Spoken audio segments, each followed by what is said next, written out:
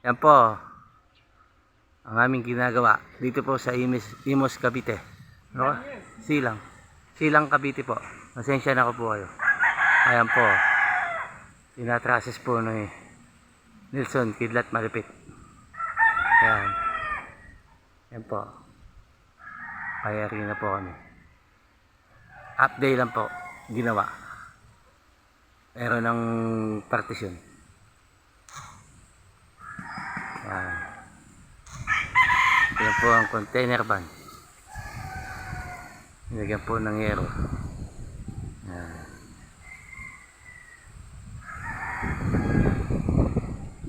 Yan po mga idol.